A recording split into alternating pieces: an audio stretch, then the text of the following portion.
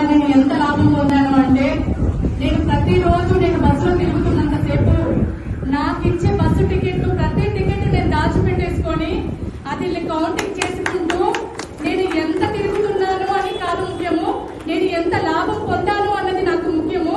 నాకు ఆర్టీసీ నాకు ఎంత ఇచ్చింది, నా కాంగ్రెస్ ప్రభుత్వం నాకు ఎంత ఇచ్చింది అనేది నాకు ముఖ్యమండి. దాని టికెట్లన్నీ పోస్ట్ చేసేసుకొని దాని ద్వారా నేను ఒక చిట్టి కూడా 2 లక్షల చిట్టి కూడా వేసుకున్నానండి. సో నేను దాని మీద వచ్చే డబ్బులతో నా కూతుర్ని చదివించుకోవాలని చెప్పేసి నేను చిట్టి వేసుకున్నాను. మా రేవంత్ అన్న నాకు ఇచ్చిన ఈ అవకాశాన్ని నేను చాలా సద్వినియోగం చేసుకుంటున్నాను. ప్రతి మహిళ మరి ఎక్కువగా గొడవ పడకుండా మనకిచ్చిన ఈ అవకాశాన్ని మంచిగా సద్వినియోగం చేసుకొని ప్రభుత్వం 10 కాలాల పాటు చల్లగా ఉండాలని కోరుకుంటున్నాను. మన రేవంత్ అన్న మళ్ళీ 10 సంవత్సరాలు మనకి మళ్ళీ రావాలి, మన కాంగ్రెస్ ప్రభుత్వం మళ్ళీ రావాలి. జై రేవంత్ అన్న, జై కాంగ్రెస్, జై కాంగ్రెస్. నాకు కాంగ్రెస్ మీద నాకు అభిమానం చాలా ఉందండి.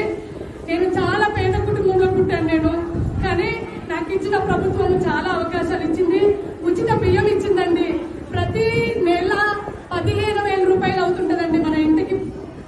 1 కిలో 50 రూపాయల కిలో బియ్యం, సన్న బియ్యం తినాలి అంటే. కానీ నా పుట్టుకప్పటి నుంచి నేను దొడ్డు బియ్యమే తిని పెరిగానండి. ఇప్పటికీ కూడా నాకు ప్రభుత్వం ఆ బియ్యంతో నేను తినుకుంటూ పెరుగుతున్నాను. దానికి వచ్చే 15,000 రూపాయలు కూడా నేను పక్కకి వేసుకొని అది కూడా చిట్టి వేసుకుంటున్నానండి. సో నాకు ఇచ్చిన ఈ అవకాశాన్ని, నాకు ఈ మాట్లాడే అవకాశం ఇచ్చిన ఈ ఆర్టీసీ ప్రభుత్వం కూడా చల్లగా ఉండాలి. అందులో మనకి ఇంకా బస్సులు కూడా చాలా చాలా పెంచారండి. ఎలక్ట్రిక్ బస్సు పెంచారు. మన కన్ను మూసి కన్ను తెరిచే లోపల అన్ని గమ్యం చేరుకుంటున్నామండి. చాలా మన డ్రైవర్ అన్న కూడా మంచి సపోర్ట్ చేస్తున్నారు. డ్రైవర్ అన్న తోటి ఏ మహిళా మనులు కూడా గొడవ పడద్దండి, దయచేసి చెప్తున్నాను మీకు. ఎందుకు అంటే నేను బస్సులో